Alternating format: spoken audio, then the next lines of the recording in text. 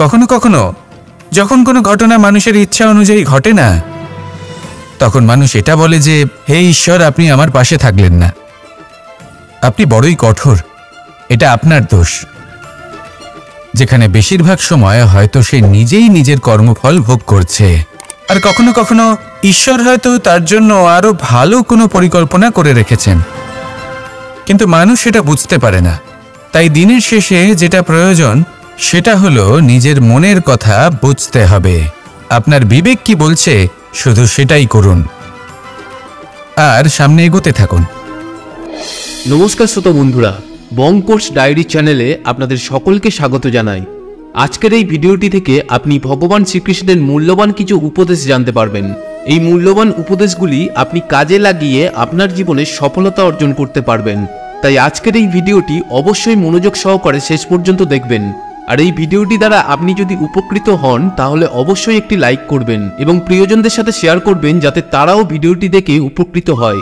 এবং আপনারা যারা এই চ্যানেলে নতুন তারা অবশ্যই চ্যানেলটি সাবস্ক্রাইব করবেন এবং বেল বাটনে প্রেস করবেন এরকম আরও অনেক ভিডিওর নোটিফিকেশন পেতে। আর কমেন্টে লিখতে ভুলবেন না জয় শ্রীকৃষ্ণ। এবার আসুন ভিডিওটি শুরু করা যাক। সন্দেহ আর বিশ্বাস, এই দুই আবেগ যাদের বিশেষত্ব আছে, কিন্তু এই দুইয়েরই স্থান একই, মন। বিশ্বাস আর সন্দেহ এই দুটোই কখনো আমাদের দুঃখের কারণ হয়ে দাঁড়ায়, বিশেষ করে তখন যখন আমরা কোনো ব্যক্তির চরিত্রের আকলন উচিতভাবে করতেই পারি না। আর তাছাড়া এই কাজটা সহজ নয়। আমরা কখনো কখনো কোনো অনুচিত ব্যক্তিকে উচিত বলে ভেবে বসি, তার উপর বিশ্বাস করে ফেলি, আর ফলস্বরূপ সেই ব্যক্তি আমাদের বিশ্বাস ভঙ্গ করে বসেন আর আমাদের দুঃখের সম্মুখীন হতে হয়।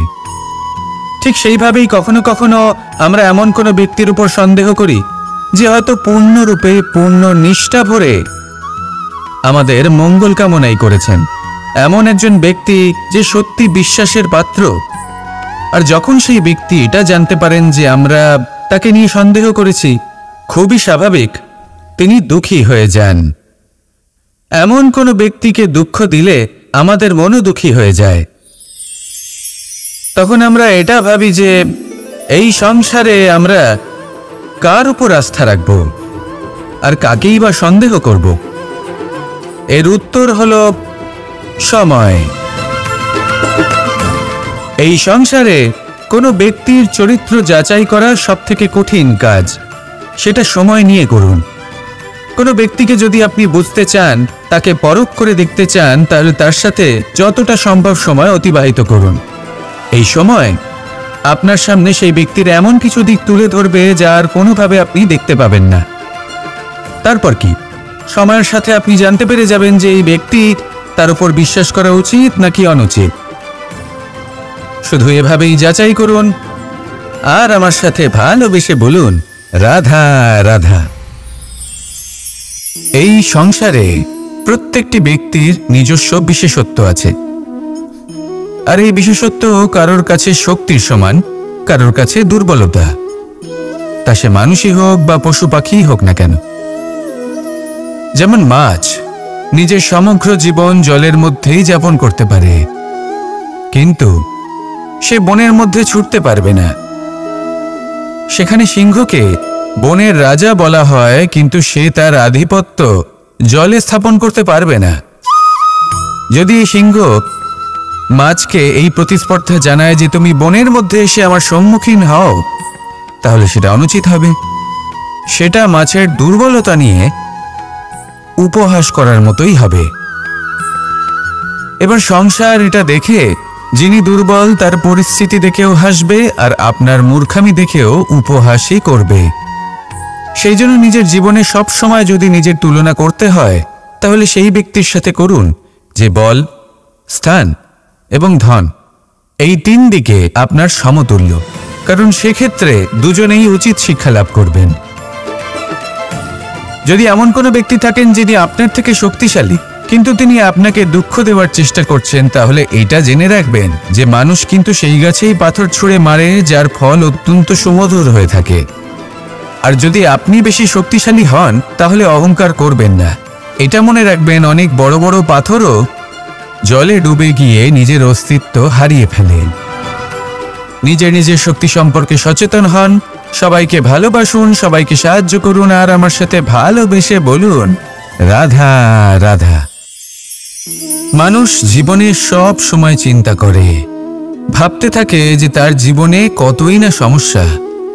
তারপরে নিজের আশেপাশে দেখে আর ভাবে যে সবাই কত প্রসন্ন, শুধু আমার জীবনেই সমস্যা আছে। কিন্তু বিষয়টা তা নয়। শুধু প্রত্যেক ব্যক্তিরই নয়, প্রত্যেক প্রাণীরও জীবনে সমস্যা আছে। এবার মানুষ একটা পাখিকে দেখে এটাই ভাবে যে এদের জীবন কতটা সহজ। কোনো দেশেরই সীমারেখা এদের উপর লাগু হয় না। কোথায় থাকবে সেই নিয়েও কোনো ভাবনা নেই, কত শান্তির জীবন এদের।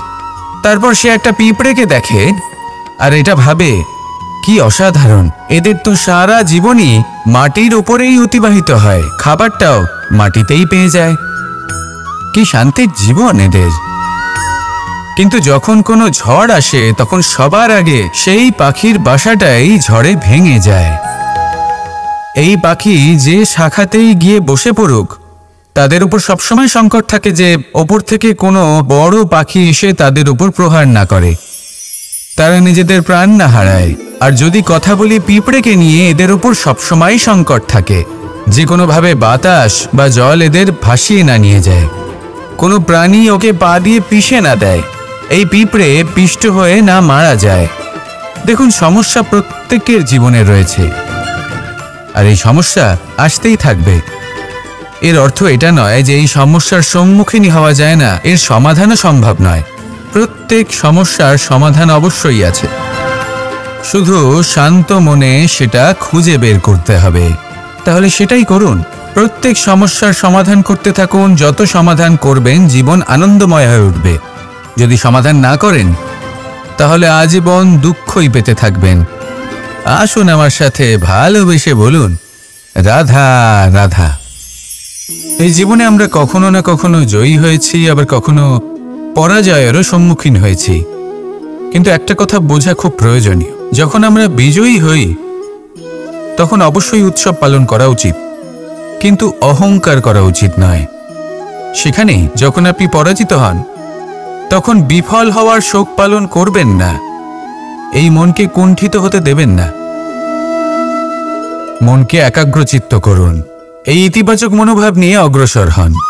এই ইতিবাচক ভাবনা মনে জাগ্রত করার জন্য প্রথমে এটা বোঝা প্রয়োজনীয় যে ঈশ্বর ভেঙে যাওয়া বস্তুকেও সুন্দরভাবে ব্যবহার করে থাকেন। মেঘ যখন ভেঙে পড়ে তখন আমরা বর্ষাকে পাই, সেই বর্ষা যা এই ধরিত্রীকে শান্ত করে। পাথুরে জমি যখন সেটা ভগ্ন হয় তখন আমরা সমতল ধরিত্রী লাভ করি, ক্ষেত লাভ করি, যার থেকে আমরা সামগ্রী পেতে পারি। যখন একটি বীজ ভগ্ন হয় তখন তার থেকে চারা জন্ম নেয়, যেটা ভবিষ্যতে আমাদের সুস্বাদু ফল দান করে, ফুলও প্রদান করে।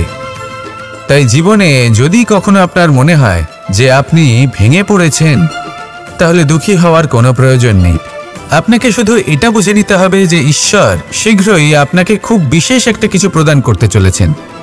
এই জীবনে ওঠা নামা, জয় পরাজয়, এই সব কিছু আসতে থাকবে, চলেও যাবে। এই সব কিছুর সম্মুখীন হয়ে অগ্রসর হন, কিন্তু মনে ইতিবাচক শক্তি নিয়ে। আসুন আমার সাথে ভালোবেসে বলুন রাধা রাধা।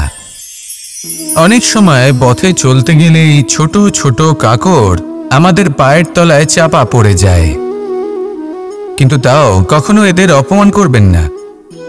এদের প্রারব্ধকে নিয়ে, এদের ভাগ্যকে নিয়ে, এদের আকারকে নিয়ে কখনো উপহাস করবেন না।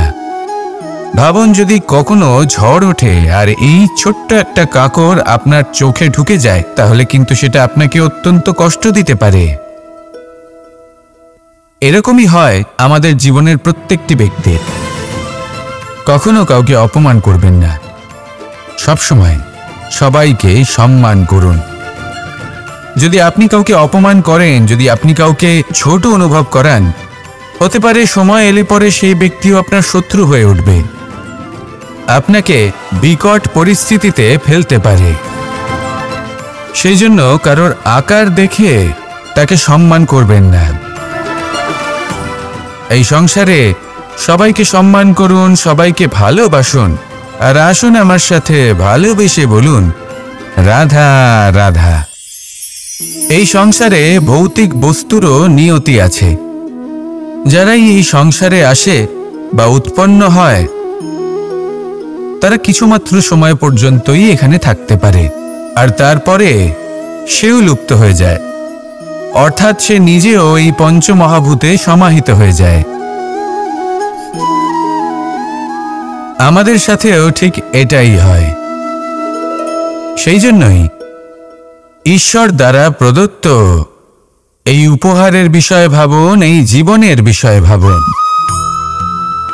ঠিক যেমন বিশ্বাস ভঙ্গ হলে কোনো ব্যক্তি আমাদের কাছে অপরিচিত হয়ে যান, ঠিক সেরকমই শেষ নিঃশ্বাস ত্যাগের পর এই শরীরও আমাদের কাছে পরই হয়ে যায়। তাই এই শরীর থাকাকালীন শ্রেষ্ঠভাবে একে সদ্ব্যবহার করুন, এই জীবনে শ্রেষ্ঠ কর্ম করুন। আর এই জীবনকে শ্রেষ্ঠভাবে যাপন করার জন্য কিছু কথা বোঝা প্রয়োজনীয়। যদি আপনি কারোর প্রশংসা করেন তাহলে পূর্ণ হৃদয় দিয়ে করুন। যদি আপনি হস্তক্ষেপ করে থাকেন তাহলে মস্তিষ্ক দ্বারা করুন।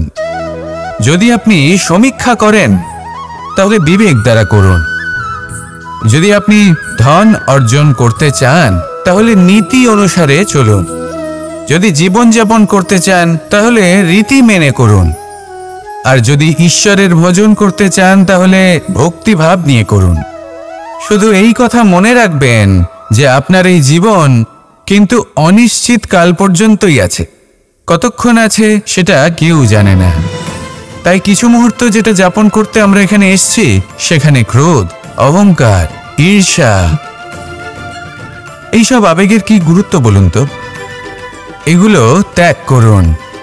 মানুষকে ক্ষমা করতে শিখুন। আস্তে আস্তে বিশ্বাস করতে শিখুন। এই সংসারে নিঃস্বার্থভাবে প্রেম করতে শিখুন আর সবার মধ্যে আনন্দ বিতরণ করুন। তাই এই সব গুণ যদি আপনি আত্মসাৎ করতে পারেন তাহলে আপনার জীবনে শুধু আনন্দ এবং আনন্দই বিরাজমান হবে। আসুন আমার সাথে ভালোবেসে বলুন রাধা রাধা। জল জলই পৃথিবীতে বেঁচে থাকার জন্য আবশ্যক তো বটেই, কিন্তু এই জল আমাদের একটা অত্যন্ত গুরুত্বপূর্ণ শিক্ষা প্রদান করে। কখনো এই জলকে দেখেছেন? যে পরিস্থিতিতেই এই জল প্রবাহিত হোক না কেন, এর উপর যা কিছুই প্রভাব থাকুক না কেন, এর পথে যতই বাধা আসুক না কেন, তার মধ্যে থেকে ও নিজের পথ ঠিক বের করে নেয়, কিন্তু নিজের প্রবাহ থামতে দেয় না, ক্রমাগত অগ্রসর হতে থাকে। সেরকমই একটা শিক্ষা যেটা আমরা জল থেকে পেয়ে থাকি তা হলো এটা, আমরা যখন জলের দিকে তাকাই তখন আমরা নিজের প্রতিবিম্ব দেখি, স্পষ্টভাবে দেখতে পাই। কিন্তু তখনই দেখতে পাই যখন এই জল শান্ত থাকে, স্থির থাকে। যদি এই জল অশান্ত হয়ে থাকে, স্থির না হয়, তাহলে আমরা এতে নিজের প্রতিবিম্ব দেখতে পাই না। এটাই আমাদের মনের সাথেও হয়ে থাকে। যখনই জীবনে কোনো সংকট আসে, যদি আমরা শান্ত মনে, স্থির মনে সিদ্ধান্ত নিই, তাহলে সেটা এমন একটা শীতল সিদ্ধান্ত হবে যেটা আমাদের ভবিষ্যৎকে একটা শ্রেষ্ঠ স্থানে নিয়ে যাবে। যদি মন অশান্ত হয়, বিচলিত হয়, পীড়িত হয়, দুঃখিত হয়ে থাকে, রুষ্ট হয়ে থাকে, তাহলে অনেক সময় আমরা এমন সিদ্ধান্ত নিই যেটা আমাদের জন্য অনুচিত প্রমাণিত হয়। যখন আপনি ক্রুদ্ধ ছিলেন বা দুঃখের বশে ছিলেন, তখন অনেক সময় হয়তো এমন সিদ্ধান্ত নিয়েছেন যেটার জন্য ভবিষ্যতে আপনি অনুশোচনা করেছেন।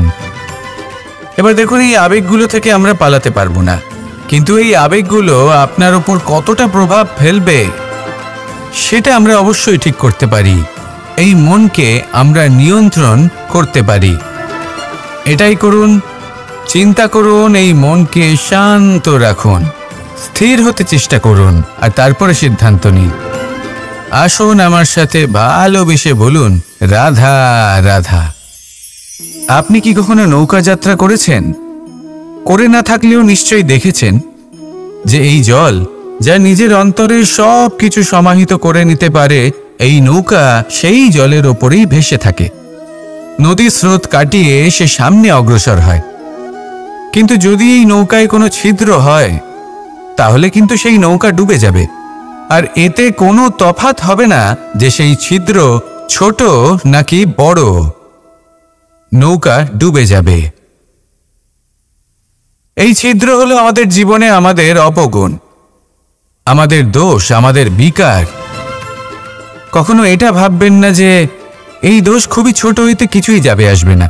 না, সেই ছোট দোষ, সেই ছোট বিকার যদি সেটাকে শুধরে না নেন তাহলে সেটা আপনাকে আপনার পতনের দিকে নিয়ে যাবে।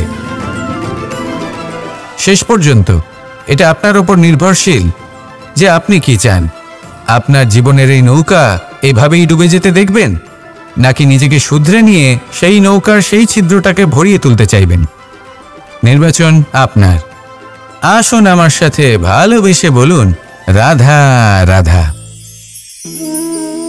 আমরা সবাই পাথর দেখেছি, পর্বতও দেখেছি, শুকনো পাতাও দেখেছি, শ্যামল বনানীও দেখেছি। কখনো ভেবেছেন পাথরের অস্তিত্ব কিন্তু ততক্ষণ পর্যন্ত যতক্ষণ সে পর্বতের গায়ে আটকে থাকে। যখন সেই পর্বত থেকে সেই পাথর ভিন্ন হয়ে যায় ও নিজের অস্তিত্ব হারিয়ে ফেলে। আস্তে আস্তে কখনো পাথর কেটে বা কখনো পিষ্ট হয়ে সেই পাথর আস্তে আস্তে মাটিতে পরিণত হয় এবং পূর্ণরূপে নিজের অস্তিত্ব হারিয়ে ফেলে। এটাই পাতার সাথেও হয়। এই পাতা যতক্ষণ গাছের ডালের সাথে যুক্ত ততক্ষণ তার অস্তিত্ব থাকে। যখনই ডাল থেকে বিচ্ছিন্ন হয় সেও নিজের অস্তিত্ব হারিয়ে ফেলে। আর এটাই আমাদের সাথেও হয়। যতক্ষণ আমরা নিজেদের আপনজনের সাথে যুক্ত থাকি আমাদের অস্তিত্ব বজায় থাকে। যখন আপনজনদের সাথে সম্পর্ক ছিন্ন করি তখন আমরাও আমাদের অস্তিত্ব হারিয়ে ফেলি। এবার এই সংসারের প্রত্যেক ব্যক্তি স্বতন্ত্র থাকতে চান, আর অনেক ব্যক্তি স্বতন্ত্র থাকবেন বলে আপনজনদের দূরে করে দেন আর তাদের সাথে এই সম্পর্ক ছিন্ন করেন। এটা কি সত্যি প্রয়োজন? আপনজনদের সাথে সম্পর্ক ছিন্ন করে নিজের অস্তিত্ব হারিয়ে ফেলা প্রয়োজনীয়, নাকি আপনজনদের সাথে সম্পর্ক বজায় রেখে নিজেদের স্বতন্ত্র করে রাখা সেটা আবশ্যক? নির্বাচন আপনারই। আসুন আমার সাথে ভালোবেসে বলুন, রাধা রাধা। আমরা প্রত্যেকেই অবশ্যই এমন সময় দেখেছি যখন অনেকগুলো সমস্যা একসাথে আমাদের জীবনে এসে পড়ে। সমস্যা আমাদের প্রত্যেকের জীবনেই থাকে। আমরা তার সমাধান খুঁজতে চেষ্টা করি, কখনো সমাধান খুঁজে পাই, আবার কখনো যতই চেষ্টা করি না কেন কোনো সমাধান খুঁজেই পাই না। আর যখন এটা হয় তখন মানুষ অত্যন্ত বিচলিত হয়ে পড়েন। নিজের আত্মীয় স্বজন, নিজের বন্ধু বা সংসার, এদের ওপরে এই দোষ চাপিয়ে দেন যে এদের জন্যই এই সমস্যা এসেছে। এবার যদি আমি আপনাকে কোনো পরামর্শ দিই তাহলে এটাই বলবো যে দৃষ্টিভঙ্গি পাল্টে দেখুন। এই দৃষ্টিভঙ্গি দিয়ে দেখুন যে এই সংসারে যে সমস্যাই আসুক না কেন তার জন্য কেউ দোষী নয়, না আপনি না অন্য কেউ। এই পুরো খেলাটাই আপনার মানসিকতা, আপনার দৃষ্টিভঙ্গি, আপনার মনের। কিভাবে বোঝাচ্ছি? যখন আমাদের মন শক্ত থাকে তখন কঠিন থেকে কঠিনতর পরিস্থিতিও আমাদের জীবনে খুব বেশি হলে প্রতিস্পর্ধা হয়ে থেকে যায়। সেখানে যদি আমাদের মন দুর্বল থাকে তখন অল্প কঠিন পরিস্থিতিও আমাদের কাছে খুব বড় সমস্যা হয়ে যায়, তাই না? একটা শক্ত মন কঠিন পরিস্থিতিকে প্রতিস্পর্ধা হিসেবে দেখে আর তার মধ্যে ওটা সুযোগ খুঁজে নেয়। আমাদের শুধু এটাই করতে হবে। এই সংসারে অন্য কাউকে দোষী মনে করলে আপনার সমস্যা দূর হয়ে যাবে না। সেই জন্য এই সংসারকে দোষ দেওয়ার বদলে এই সমস্যার মূলে চলে যান, সেটাকে বুঝুন, নিজের এই মনকে শক্ত করে তুলুন। যদি আপনার মন শক্তিশালী হয় তাহলে এই সংসারে অনেক বড় বড় কঠিন থেকে কঠিনতর পরিস্থিতিও যদি আসে, আপনার জীবনে যতই বড় বড় সমস্যা আসুক না কেন আপনার লক্ষ্য লাভে বাধা দিতে পারবে না। আসুন আমার সাথে ভালোবেসে বলুন, রাধা রাধা। কখনো এই প্রকৃতির দিকে তাকিয়ে থাকবেন। এই প্রকৃতি অনেক ধরনের শিক্ষা দেয়। কোনো একটা গাছকে দেখুন কিভাবে সে মাটি থেকে জল শুষে নেয়। সে ঝড় হোক বা হোক কড়া রোদ সব সহ্য করে এবং অবশেষে সে ফল ধারণ করে। আর সেই ফল উৎপন্ন করার পরে সে ফল কিন্তু সে নিজে গ্রহণ করে না, এই সংসারকে প্রদান করে, যাতে পশু পাখি মানুষ তারা এই ফল গ্রহণ করে শক্তিশালী হয়ে উঠতে পারে, সুস্থ থাকতে পারে। সেভাবেই নদী, সরোবর এরা নিজেরাও কিন্তু নিজেদের জল গ্রহণ করে না, মাটিকে প্রদান করে, পশু পাখিকে প্রদান করে। সূর্য নিজেও নিজের জন্য প্রজ্বলিত হয় না, সে প্রকাশ ছড়িয়ে দিতে চায় আমাদের সবার কাছে, সে আলো পৌঁছে দিতে চায়। এই প্রত্যেকের কর্মে পরমার্থ নিহিত আছে, আর সেই জন্যই এদের সকলকে পুজো করা হয়। তাই মনে রাখবেন, আপনার কাছে জীবন যাপনের অতিরিক্ত যা কিছুই আছে তা পরমার্থের জন্য। তাহলে তার সদ্ব্যবহার করুন আর আমার সাথে ভালোবেসে বলুন, রাধা রাধা। পরিবর্তন, এটা হলো সৃষ্টির অমূল্য নিয়ম। এই সংসারে সবকিছু সময়ান্তরে পরিবর্তিত হয়, এই সময়ও পরিবর্তিত হয়।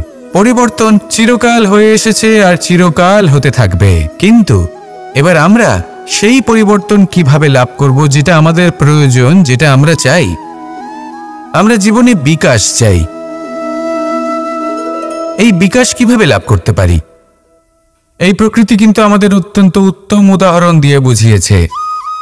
একটি বিন্দুর উদাহরণ দিয়েছে যা ভবিষ্যতে একটা বিশাল নদীর আকার ধারণ করে। এটা কিভাবে হয়? মেঘ থেকে একটি বিন্দু ঝরে পড়ে সেই পর্বতের ওপর যেখানে হিম আছে। সেই হিমের সংস্পর্শে আসা মাত্র সেই বিন্দুর সাথে আরো বেশ কিছু বিন্দু যুক্ত হয়। তারপর তারা অগ্রসর হয়, আরো কিছু বিন্দু যুক্ত হয়, আস্তে আস্তে একটা ক্ষীণ ধারার রূপ ধারণ করে এবং সেটাই ভবিষ্যতে আরো এগোতে থাকে। অনেকটা যাওয়ার পর যখন অনেক সংখ্যক বিন্দু একসাথে যুক্ত হয়, তখন সেটা বিশাল নদীর আকার ধারণ করে। এবার আমরা মানুষ বলে আমাদের সাথে এই নিয়মের অন্যথা হয় তা নয়। আমরাও এই প্রকৃতির অংশ, আমাদের ক্ষেত্রেও একই নিয়ম প্রযোজ্য। যখন পরিশ্রম করে অনেক সংখ্যক বিন্দু আমরা একত্রিত করব, তখনই পরিবর্তনের নদী প্রবাহিত হবে। প্রয়োজন হলো নিরন্তর পরিশ্রম করা এবং ধৈর্য ধরা। এটা করতে থাকুন, জীবনে সব কিছু লাভ করতে পারবেন। কারণ প্রকৃতি আমাদের এটাই শিখিয়েছে, আর আমরা এই ব্রহ্মরই একটি অংশ, যার দ্বারা এই ব্রহ্মাণ্ড নির্মিত। আসুন আমার সাথে ভালোবেসে বলুন, রাধা রাধা। প্রত্যেক মানুষ নিজের জীবনে দুঃখ অনুভব করেন। প্রত্যেকের দুঃখ আলাদা হতে পারে। কারোর মনে এই দুঃখ থাকে যে সে তার বাবা মায়ের সব ইচ্ছে পূরণ করতে পারেননি। কেউ এটা ভেবে দুঃখ পান যে সে চিরকাল সদাচার করেছেন, সৎকর্ম করেছেন, কিন্তু তাও তাকে দুরাচারী বলে মনে করা হয়। কেউ এটা ভেবেও দুঃখ পান যে তার সামনে যে ব্যক্তি রয়েছেন তার চোখে তিনি শত্রু হয়ে উঠেছেন বা দুষ্ট হয়ে উঠেছেন, যেখানে তিনি হয়তো কোনো অনুচিত কাজই করেননি। এবার এই সমস্ত বিষয় নিয়ে ভেবে নিজের ব্যক্তিত্ব নিয়ে সন্দেহ প্রকাশ করবেন না। যদি নিজের ব্যক্তিত্ব নিয়ে কোনো সন্দেহ থেকে থাকে, তাহলে কর্ম সংক্রান্ত প্রশ্ন করুন যে আপনি যা করেছেন তাতে কি উচিত ছিল, কি অনুচিত ছিল। যেটা প্রয়োজন সেটা এটা বোঝার যে আপনার অন্তর্মন, আপনার বিবেক আপনাকে কি বলছে, আর আপনার অন্তর্মন আর আপনার বিবেক আপনাকে যেটা করতে বলবে শুধু সেটাই করুন। আর তারপরে এই সংসার কি বলবে, কি ভাববে সেসব নিয়ে ভাবতে যাবেন না। কারণ এই সংসার তো ঈশ্বরকেও প্রশ্ন করে থাকে, ঈশ্বরকেও দোষী মনে করে। কখনো কখনো যখন কোনো ঘটনা মানুষের ইচ্ছা অনুযায়ী ঘটে না, তখন মানুষ এটা বলে যে হে ঈশ্বর, আপনি আমার পাশে থাকলেন না, আপনি বড়ই কঠোর, এটা আপনার দোষ। যেখানে বেশিরভাগ সময় হয়তো সে নিজেই নিজের কর্মফল ভোগ করছে আর কখনো কখনো ঈশ্বর হয়তো তার জন্য আরো ভালো কোনো পরিকল্পনা করে রেখেছেন, কিন্তু মানুষ সেটা বুঝতে পারে না। তাই দিনের শেষে যেটা প্রয়োজন সেটা হলো নিজের মনের কথা বুঝতে হবে। আপনার বিবেক কি বলছে শুধু সেটাই করুন আর সামনে এগোতে থাকুন। আমার সাথে ভালোবেসে বলুন, রাধা রাধা। পাশা নামক এই খেলাটি আপনারা নিশ্চয়ই খেলেছেন, না খেলে থাকলে দেখেছেন, আর যদি দেখেও না থাকেন তাহলে নিশ্চিত রূপে শুনেছেন।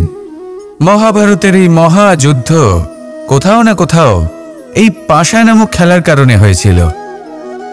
পাশার এই বিচিত্র খেলা, দান, এইসবের কারণে কেউ নিজের মাথায় রাজমুকুট পরিধান করেছিলেন, আবার সেখানে পরাজিত হওয়ার জন্য কাউকে বনবাসও ভোগ করতে হয়েছিল।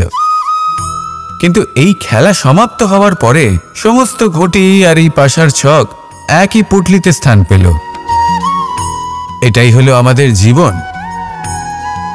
এই সংসারে আমরা জয় পরাজয়ের বিষয়ে এতটাই ভাবি, এত চিন্তা করি যে এই জীবনের খেলার আনন্দটাই উপভোগ করতে পারি না। আর অবশেষে কি হয়? কেউ জয়ী হন, কেউ পরাজিত হন, কিন্তু দুজনেই একই স্থানে পৌঁছে যান। প্রত্যেক ব্যক্তি মৃত্যুর পরে একটি নির্দিষ্ট স্থানেই পৌঁছতে বাধ্য, কিন্তু ততক্ষণ এই জীবন, এই খেলা, তার আনন্দ উপভোগ করুন। এই সংসারে সেই ব্যক্তি শ্রেষ্ঠ স্থানে পৌঁছতে পেরেছেন যিনি এই সংসারকে প্রকাশ প্রদান করেছেন, যিনি কখনো জয় পরাজয় এ বিষয়ে ভাবেননি, শুধু এই জীবনের খেলার আনন্দ উপভোগ করেছেন। এটাই আপনিও করুন আর আমার সাথে ভালোবেসে বলুন, রাধা রাধা। আমরা সকলে সামাজিক জীব। মানুষের সাথে দেখা সাক্ষাৎ করা এটা চিরকালই চলতে থাকে। আমরা কখনো কাউকে উপহার দিই, আবার কখনো কেউ আমাদের উপহার দেয়। কখনো কি এমন হয়েছে যে আপনি কাউকে একটা উপহার দিয়েছেন, কিছু সময় পরে বা কিছু মাস পরে সেই উপহারই ঘুরে ফিরে আপনার কাছেই এসেছে, অর্থাৎ সেই বস্তুটাই আপনার কাছে আবার ফিরে এলো? এরকম হয়।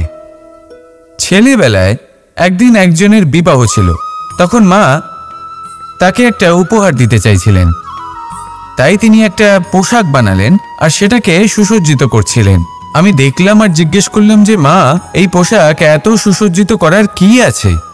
তখন মা বললেন যে কানাই, কখনো কাউকে এমনই উপহার দেবে, এমন প্রকারে দেবে যে সেটা যদি আবার ঘুরে ফিরে তোমার কাছে ফিরে আসে তাহলে যেন তোমার খারাপ না লাগে। এটাই কিন্তু হয় আমাদের ব্যবহারের সাথে, কর্মের সাথেও এবং আমাদের কথার সাথেও। তেমনই আচরণ করবেন যে আচরণ আপনি সহ্য করতে পারবেন। যদি মুখ থেকে কটু কথা বেরোতে থাকে তখন নিজেকে সংযত করে নিন।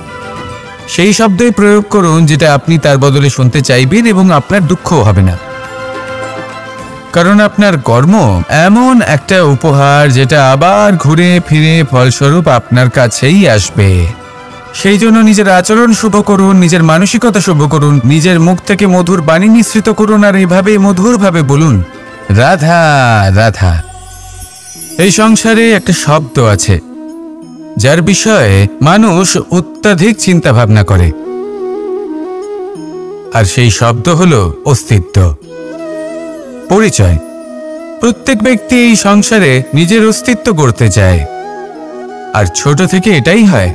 যখন আমরা শ্রেণীকক্ষে যাই, পড়তে যাই, তখন আমরা এটাই ভাবি যে আমরা নিজেদের অস্তিত্ব গড়ব, সুনাম অর্জন করব। সকল ব্যক্তি যাতে এটাই বলে যে এই হলো সর্বশ্রেষ্ঠ ছাত্র, আর এটাই আমাদের পরিচয়। কার্যক্ষেত্রেও আমরা ঠিক এটাই চেষ্টা করি, পরিশ্রম করতে থাকি এবং ভবিষ্যতে গিয়ে আমরা নিজেদের পরিচয় খুঁজে পাই। পরিচয়ের সাথে সাফল্য আসে, আর সাফল্যের সাথে আসে অস্তিত্ব। আর যখন এই দুটি সংযুক্ত হয় তখন মানুষ অসফলতার কথা ভেবে ভয়ভীত হয়ে পড়ে, আর এটা ভাবতে থাকে যে যদি আমি অসফল হই তাহলে সেই পরিচিতির কি হবে, সেই নামের কি হবে, সেই সব কিছু যে আমি অর্জন করেছি তার কি হবে। সে ভয়ভীত হয়ে পড়ে, আর এই ভয়ের কারণে তার বিকাশ কোথাও না কোথাও অবরুদ্ধ হয়। সে শ্রেষ্ঠ কর্ম করা বন্ধ করে দেয় এবং শুধুই সুরক্ষিত থাকতে চেষ্টা করে। আর অসফল হলে তাতে ভয় পাওয়ার কোনো প্রয়োজন নেই, কারণ যখন আপনি সফল হন তখন এই সাফল্য আপনার পরিচয় এই সংসারের সাথে করায়। কিন্তু যখন আপনি অসফল হয়ে থাকেন তখন এই অসফলতা এই সংসারের পরিচয় আপনার সাথে করায়, যা অত্যন্ত আবশ্যক। অসফলতা প্রত্যেকের জীবনেই আসবে, তার সম্মুখীন হন আর তার থেকে শিক্ষা লাভ করুন। কারণ যখনই আপনি অসফল হন তখনই আপনার জ্ঞান চক্ষু উন্মুক্ত হয়। আসুন আমার সাথে ভালোবেসে বলুন, রাধা রাধা। আপনি কখনো পলাশ ফুল দেখেছেন? কি সুন্দর দেখতে, লাল রক্তবর্ণ, উজ্জ্বল, কিন্তু এতে কোনো সুগন্ধ নেই।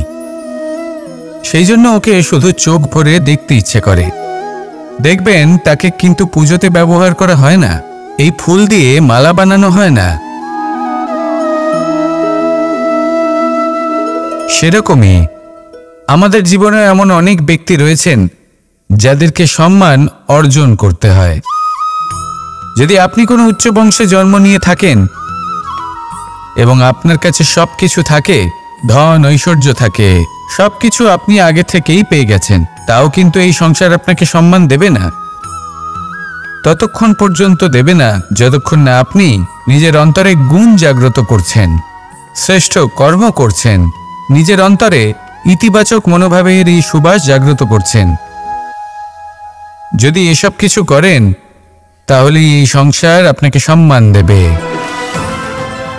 এবার এটা আপনার উপরে নির্ভরশীল যে আপনি কি পলাশ ফুলের মতো হতে চান, নাকি অন্য কোনো ফুল হয়ে উঠতে চান যার সুবাস আছে, যে নিজের সুবাস এই সারা পৃথিবীতে ছড়িয়ে দেয়। আসুন আমার সাথে ভালোবেসে বলুন, রাধা রাধা। মানুষ যখনই কোনো পর্বতারোহণ করতে শুরু করে তখন সে বারবার পড়ে যায়, বারবার উঠে দাঁড়ায়, সামনে এগোতে চেষ্টা করে, কিন্তু যদি সে দৃঢ় নিশ্চয় করে থাকে তাহলে সে অবশেষে সেই পর্বতের শিখরে পৌঁছেই যায়। চলার পথে যদি বড় কোনো পাথর চলে আসে বা পর্বতের কোনো বড় অংশ সামনে আসে তাহলে সে তার সাথে ধাক্কা খায় না, সেই পথ বদলে নেয়। কিন্তু বাধা তাকে সবসময় পেতেই হয়, আর সেই বাধা সে পায় ছোট ছোট পাথরের দ্বারা। তাদের উপর পা পড়লে তার পা পিছলে যায় আর সে পড়ে যায়। এই ছোট ছোট পাথর হলো আমাদের জীবনের সেই ছোট ছোট সমস্যা, সেই ছোট ছোট ভুলগুলো যেগুলো আমরা অবজ্ঞা করতে থাকি। আমরা ভাবি এর দ্বারা কি বা ক্ষতি হবে, কিন্তু সেগুলোই অনেক সময় আমাদের অসফলতার কারণ হয়ে দাঁড়ায়। যত তাড়াতাড়ি সম্ভব এই ছোট ছোট পাথরগুলিকে জীবন থেকে তুলে ফেলে দিন। ভুল হওয়াটা স্বাভাবিক, কিন্তু তার মানে এই নয় যে বারবার সেই ভুলের পুনরাবৃত্তি ঘটবে। ভুলটা বুঝুন, সেটা স্বীকার করুন আর সেটা শুধরে নিন। যখন আপনি এটা করতে শিখবেন তখনই খুব তাড়াতাড়ি আপনি সেই শিখরে পৌঁছতে পারবেন।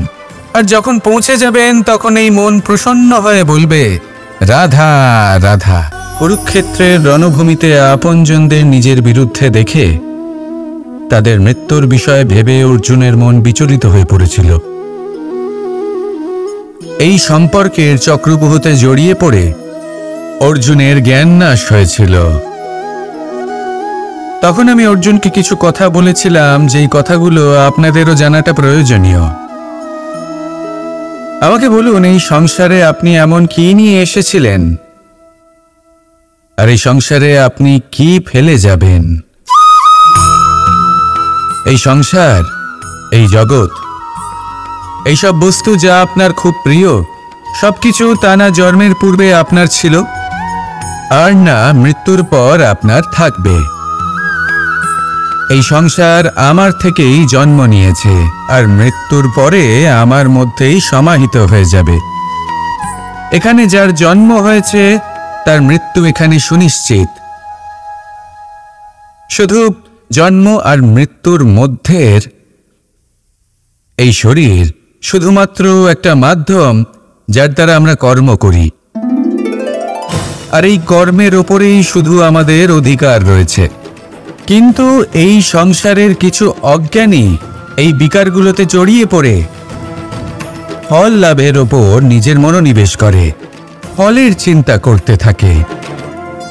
আর যদি মন মতো ফল না পায় তাহলে কুপথে চলে যায়।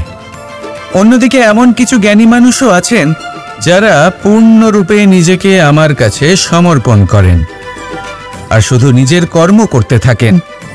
এই কর্ম করেই আনন্দ লাভ করেন এবং তাতেই জীবন যাপন করেন। যদি আপনিও এটা চান যে আপনার জীবনে সুখ থাকুক, শান্তি থাকুক, সম্পন্নতা থাকুক, তাহলে সৎ পথে চলুন, ঈশ্বরকে স্মরণ করুন আর নিজের কর্ম করুন। আসুন আমার সাথে ভালোবেসে বলুন, রাধা রাধা। গোবর্ধন পর্বতের সাথে আমার সম্পর্ক কেমন আপনারা জানেন। অনেকদিন আগে যখন আমি ছোট ছিলাম, একদিন আমি আর বাবা গোবর্ধন পর্বতে ওঠার চেষ্টা করছিলাম। আমি ক্লান্ত হয়ে পড়লাম আর আমি বাবাকে বললাম যে বাবা, আমাকে আর কতটা উপরে উঠতে হবে, আর ক পা যেতে হবে, আর কত উঁচুতে উঠতে হবে, আর কত সময় লাগবে। তখন বাবা হাসলেন। উনি আমার কাঁধে হাত রাখলেন আর আমাকে বললেন যে এটা আন্দাজ করতে যেও না যে আর কত সময় লাগবে, এটা মাপতে যেও না যে আর ক পা সামনে এগোতে হবে। শুধু এই যাত্রাপথের আনন্দ উপভোগ করো আর সামনে এগোতে থাকো। যদি এটা করতে পারো তবেই নিজের লক্ষ্য লাভ করতে পারবে। এটা কিন্তু আমাদের জীবনের সাথেও ঘটে। আমরা চিন্তিত হয়ে পড়ি যে এখনো আর কতটা সামনে এগোতে হবে, আর কতটা চেষ্টা করতে হবে, কতটা পরিশ্রম করতে হবে, আর কত সময় লাগবে নিজের লক্ষ্যে পৌঁছতে। এই চিন্তা ত্যাগ করুন, নিজের দৃষ্টিভঙ্গি পাল্টান আর এটা ভাবুন যে আরো কত শ্রেষ্ঠ কর্ম করতে পারি সামনে এগোনোর জন্য, আর কত তীব্র গতিতে আমি সামনে এগোতে পারবো। সামনে অগ্রসর হওয়ার এই যে যাত্রা বড়ই সুন্দর, এটার আনন্দ উপভোগ করুন। বাবার এই শিক্ষার কারণে আমি গোবর্ধন পর্বত হাতে তুলতে পেরেছি। দিনের শেষে এটা আপনার উপর নির্ভর করছে যে নিজের পর্বতরূপী লক্ষ্যকে আপনি নিজের হাতের মুঠোয় ধরে রাখতে পারবেন নাকি নয়। আসুন আমার সাথে ভালোবেসে বলুন, রাধা রাধা।